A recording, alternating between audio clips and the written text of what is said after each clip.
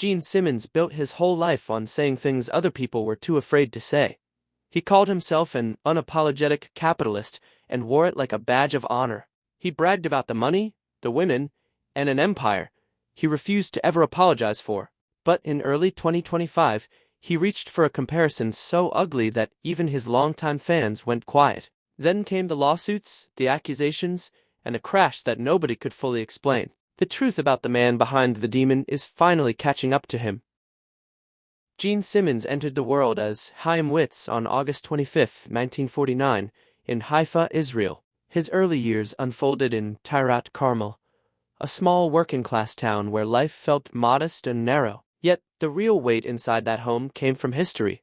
His parents, Ferenc Witz and Flora Klein, were Hungarian Jews who had survived Nazi persecution. His mother had endured Auschwitz as a teenager and lost most of her family there. Those memories lived in the house with them, coming through in stories and silences. That atmosphere shaped him early. He learned that safety could vanish, that control mattered, and that money was not just comfort, it was protection. His parents' marriage eventually collapsed, and his mother raised him alone. They adopted her maiden name, becoming the Kleins. In 1958, Flora sold almost everything and bought 2 one-way tickets to America. They arrived in New York through Idlewild Airport. Chaim was only 8 or 9. What waited for him was Queens' cramped rooms, low-rent neighborhoods, and days when money stayed tight. He spoke almost no English. On his first day of school, he answered in Hebrew and Hungarian while other kids laughed. That kind of moment can crush a child or sharpen him. In his case, it seems to have done both. He taught himself English through comic books, television reruns, and radio DJs. Day by day, he studied America as if it were a system that could be cracked. As he grew into his teens, he worked low-wage jobs while going to school. He spent time as a deli assistant and later worked briefly as a 6th-grade teacher in Harlem. Music was already pulling at him. Around 1964, he began playing in local New York bands with names like Lynx and Long Island Sounds. They were rough, semi-professional outfits chasing cheap gigs.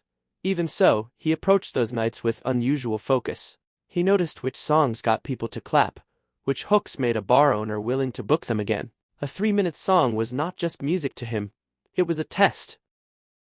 His reinvention happened in stages.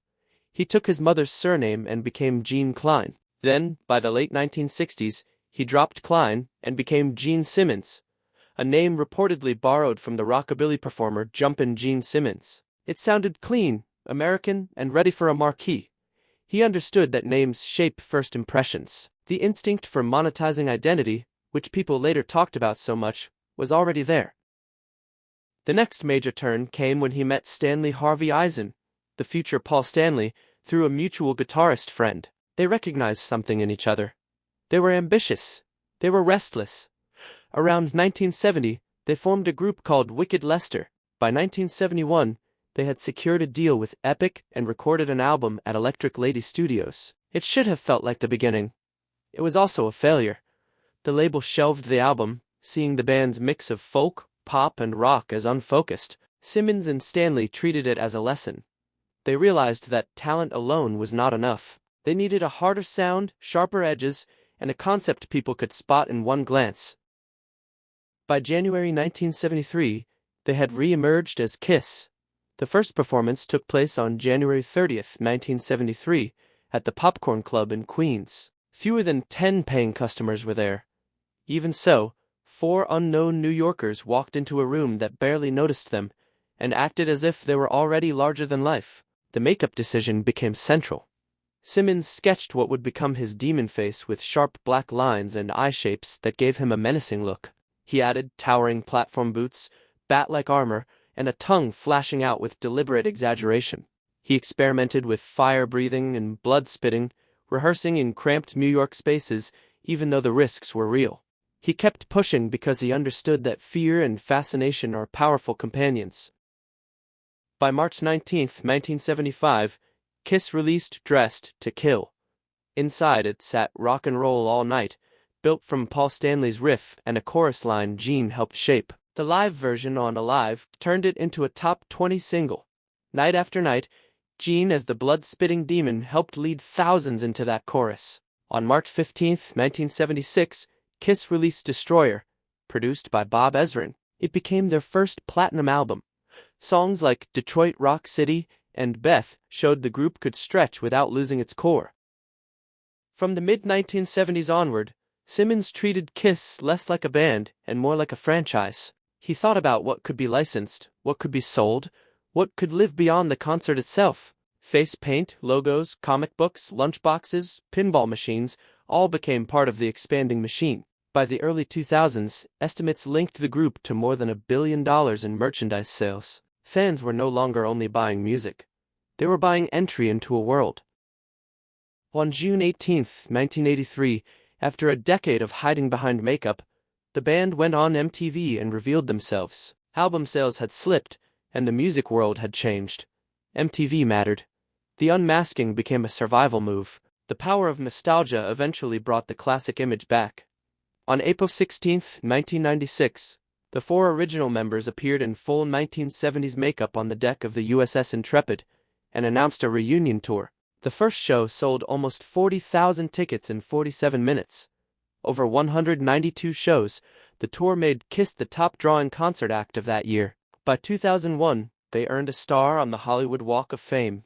By 2014, they were inducted into the Rock and Roll Hall of Fame. The immigrant boy from Queens had turned reinvention into a life's work.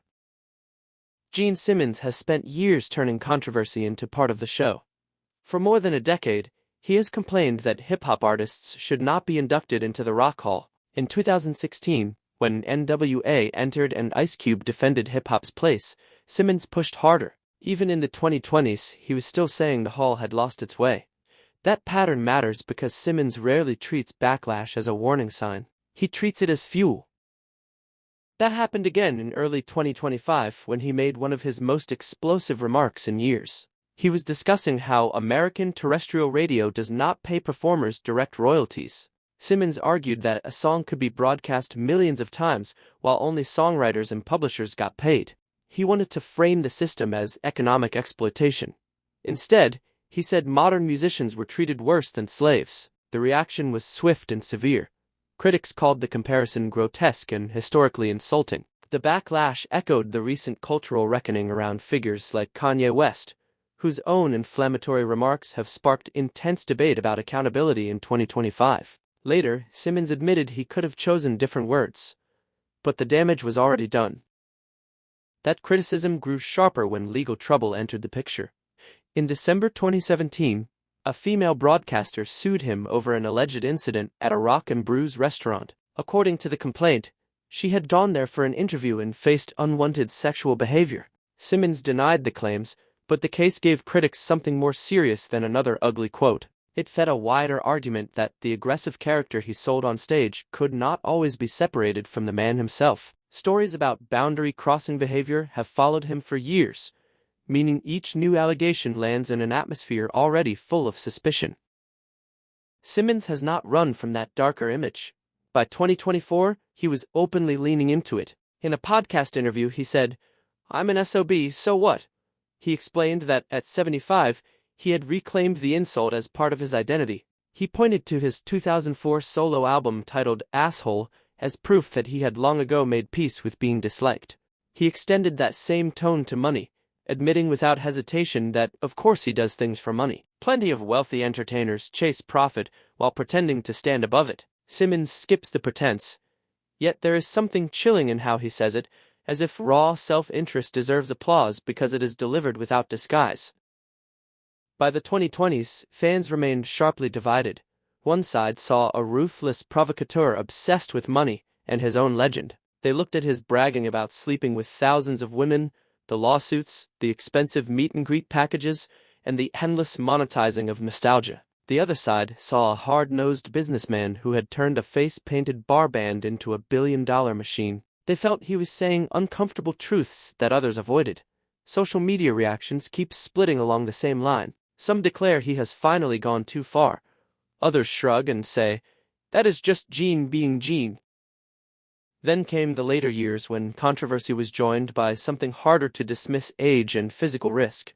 By 2025, Gene Simmons was 76, and his health scares were beginning to change how his relentless touring looked. In 2023, dehydration forced him to pause a show and receive on-stage medical attention.